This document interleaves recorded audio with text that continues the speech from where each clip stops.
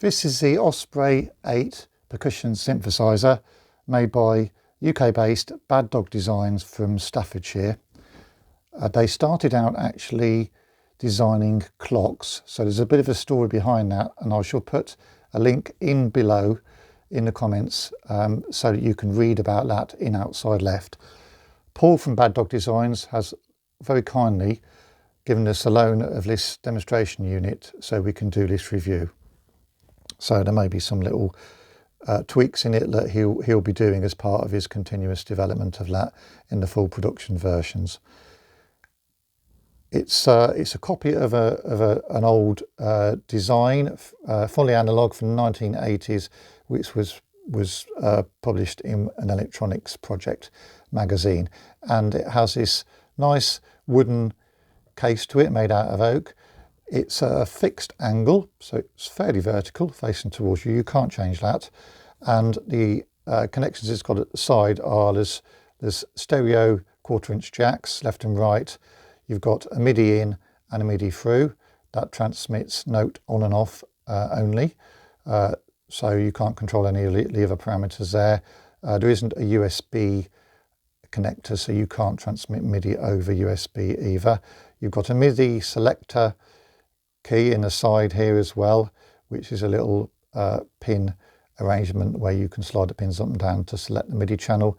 And then you've got the power in, which is 12 volt DC in from an external power supply.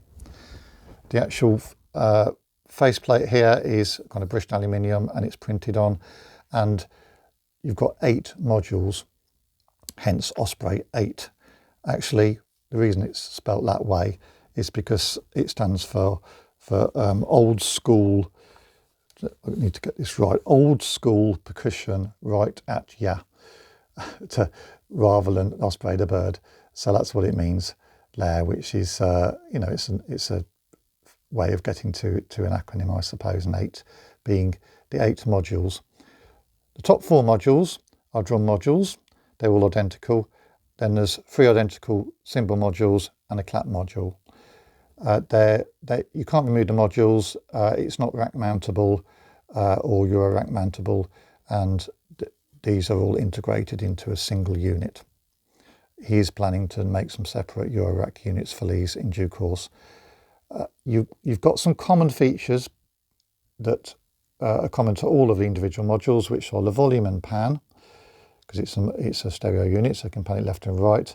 You've also got a trigger input. Here you can trigger it either over MIDI, or you can trigger it from a CV output, or you could have a contact mic or something like that and trigger it using that. So you could actually play it, I suppose, if you wanted to.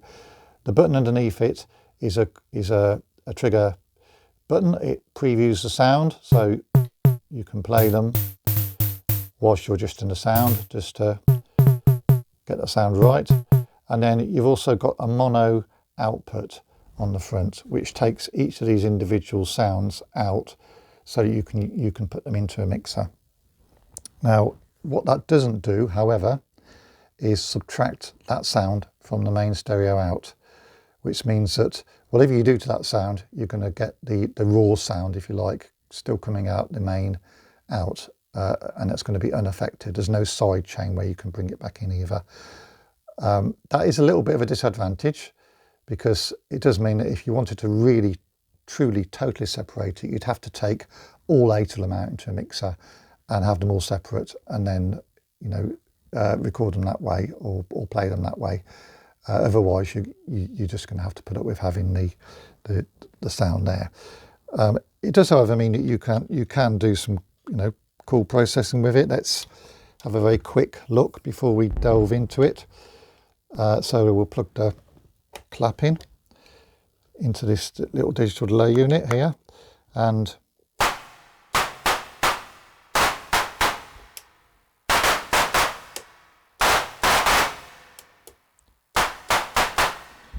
so you can add reverb and delay and other things onto them as well. It makes them sound a lot sharper.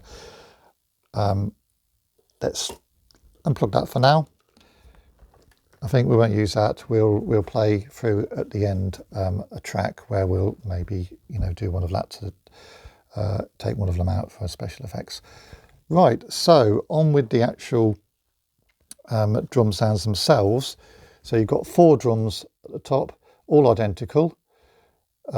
We've covered the volume and the pan already. So what you've got is a decay here, which, let's just try it on this one, which is short for kick drum, and you'd have it a bit longer for toms or syn drum type sounds. You can go all the way around. Then you've got the bend, which tells you how much the pitch is lowered by. That's kind of boing, so you have it very low for percussive sounds like a snare, higher for more springy sounds. Okay, so you've got the tone pitch as well, which just pitches it up and down. You've also got a pitch for the noise, so you've got a noise in this. So if we mix the noise up,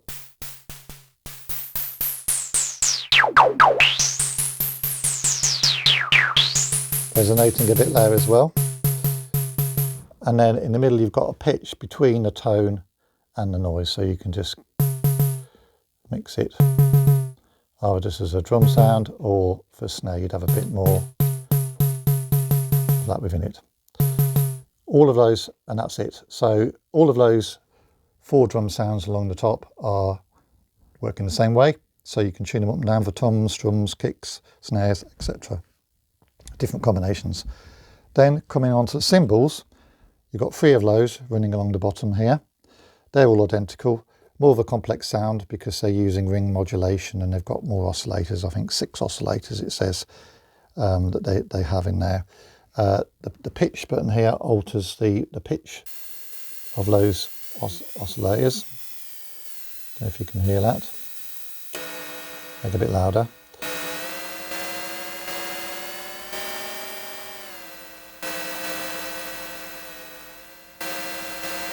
So that gives quite a metallic sound for the cymbals, but it can do a bit more as well.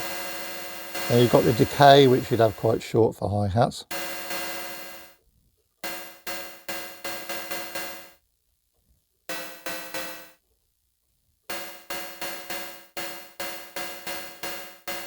And you've got the sweep, the frequency and the resolution, all of which are controlling the filter.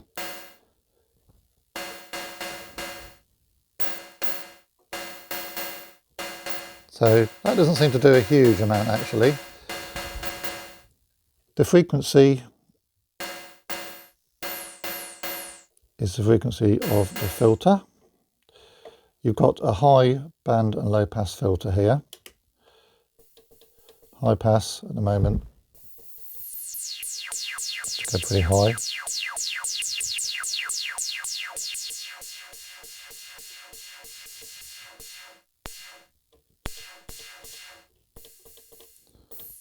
Band pass. So you can get some quite synthy sort of sounds, and then the low pass.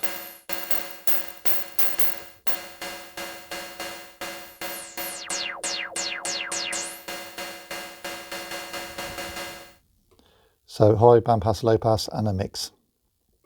That's between the M for metallic and the noise. So it is just.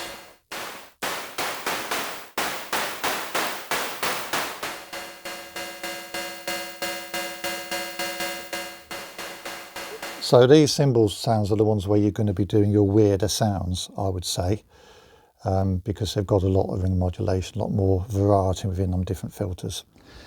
And then finally, last but not least, you come on to the clap. Obviously 808 claps are iconic, so you can emulate that kind of thing. It works in a slightly different way to the rest. You've got the number of claps here, 1, 2, and 4, kind of flam, I guess. So that's 1, 2, so it's doubling up, and 4 for your applause, really.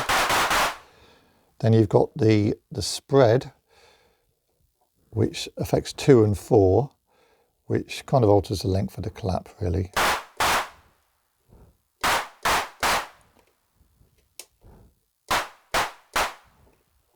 Take it right down. So a small difference there. The frequency is just the pitch really.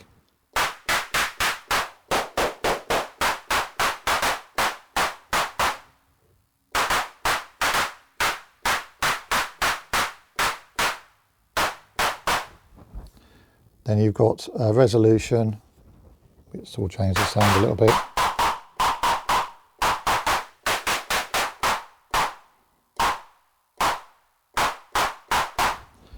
And ambience is kind of like a reverby sort of effect really. So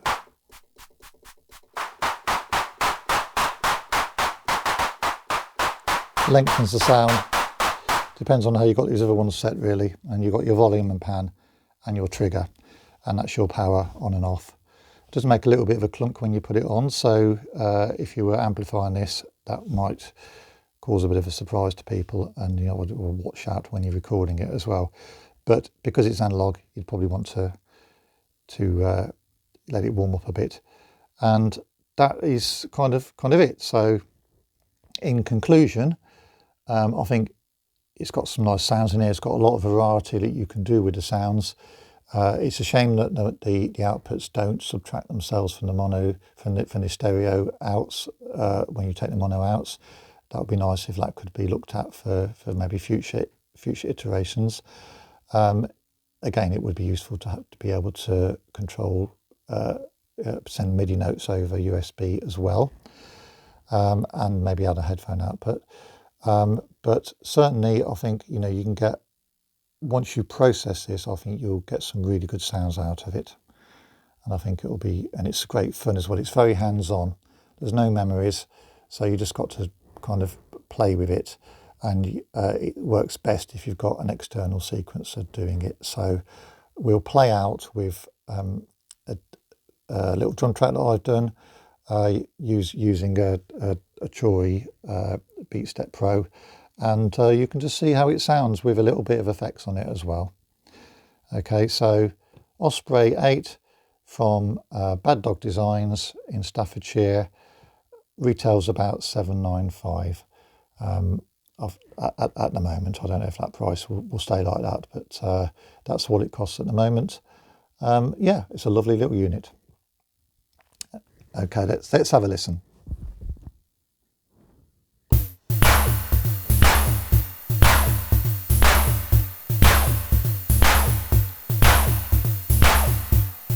So this is processed through digital delay unit, which is taking the clap and a little bit of reverb and compression on the rest of the drums.